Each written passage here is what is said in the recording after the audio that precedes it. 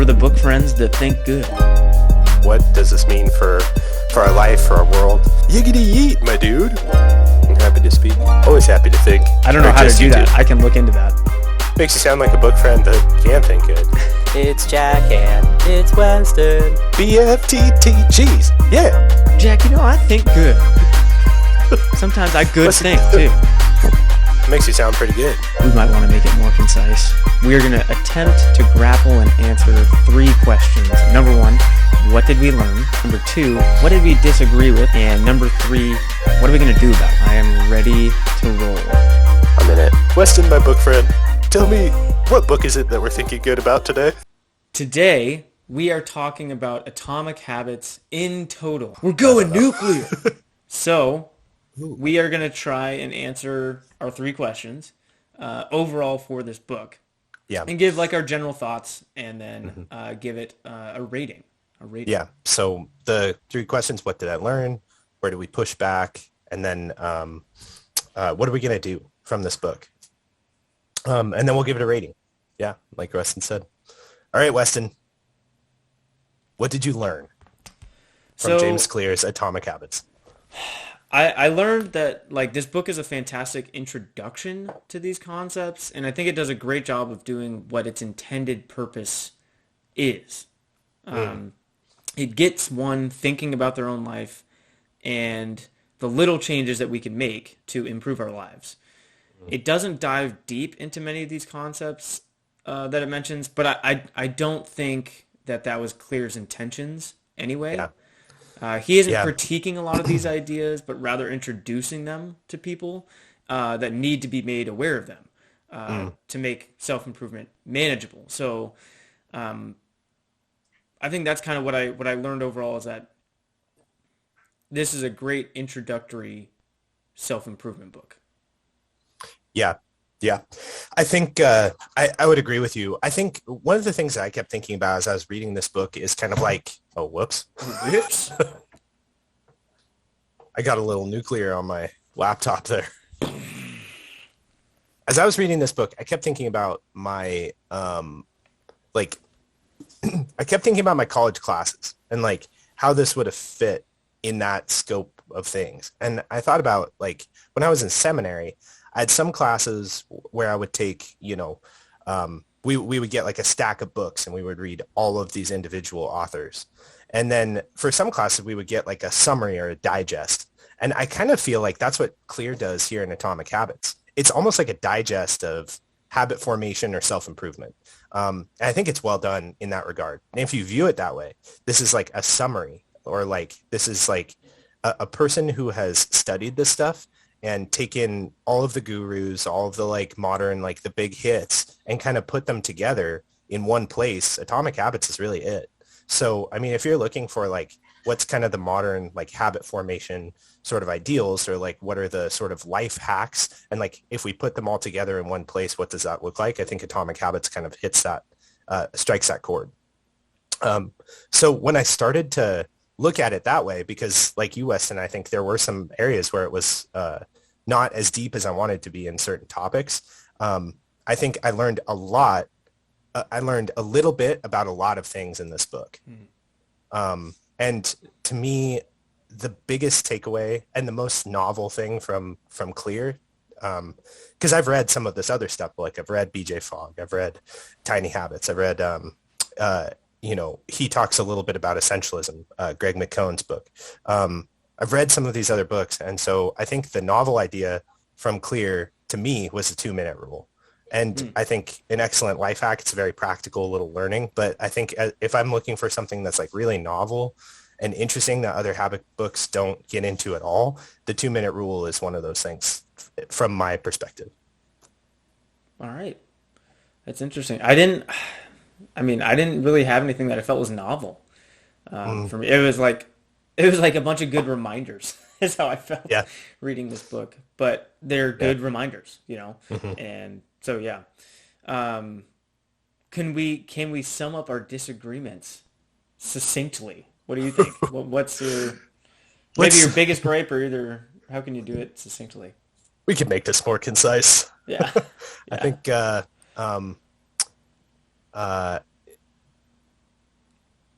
yeah, let me say, for me, I think the biggest challenge and the thing that we were consistently looking for that Clear does get into the advanced tactics towards the end of the book a little bit is interruptions to your routine.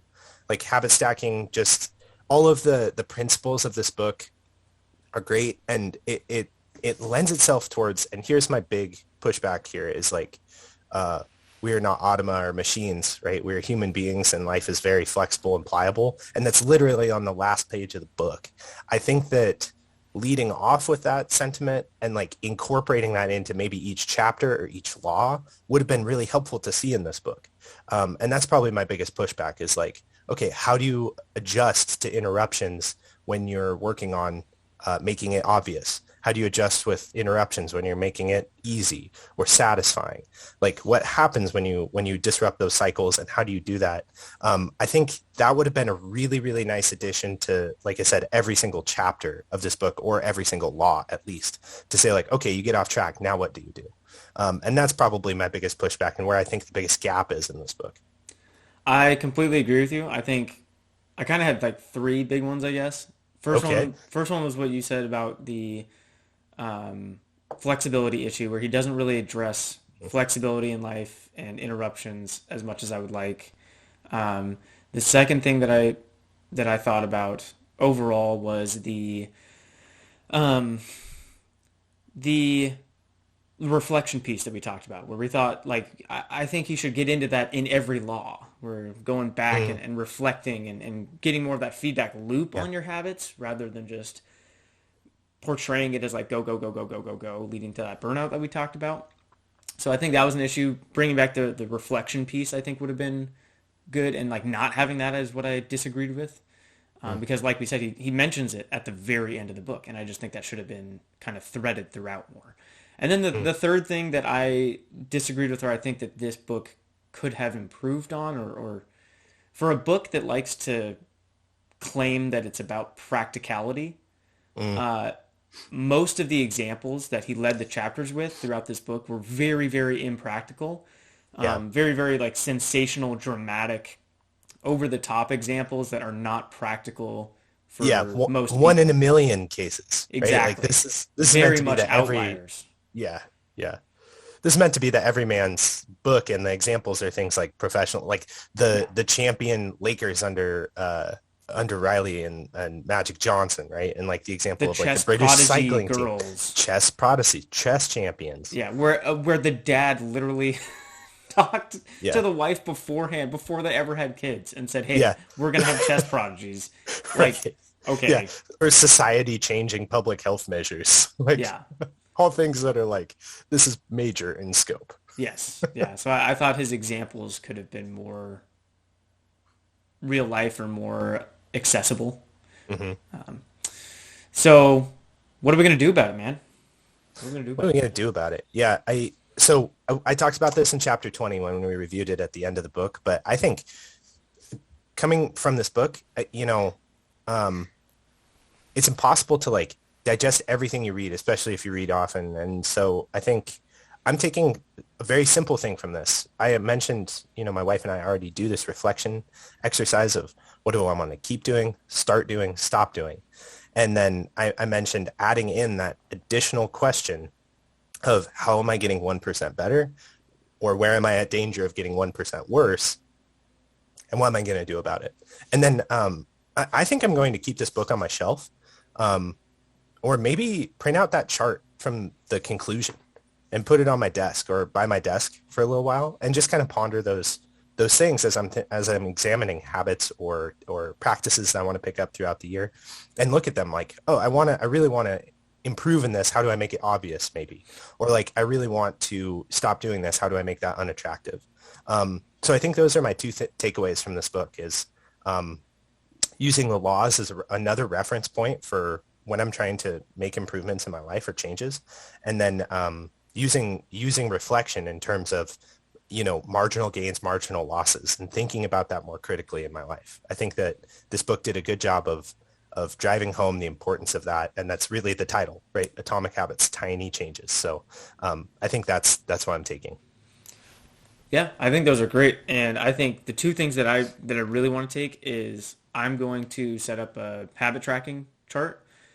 I don't know if I'm going to use his exact one because I have to look at it and see if it's going to work for what I want to do. But basically, I just want to like very, very overview, bird's eye view, top down level track 3 or 4 of my major habits. My eating habits, my exercise habits, and then I'm either going to choose 1 or 2 between like journaling or project completions, things like that. That I want to track so that I can do those biannual reviews because I think that'll be very helpful for me. Which is kind of interesting because I know that that's not an atomic habit. It's like I feel like I have a lot of the atomic habits, but now I need to get better at stepping back. I feel like I've been too close to the mirror, like we talked about for a little bit. So I need to step back a little bit. And then the other thing that I want to do that I learned from this book is actually something I'm stealing from you. So I want to do the biannual review with my wife on our relationship. I think that would be just the intentionality I like there. So I want to steal that and see how that goes. Nice. So that was from you, not from the book.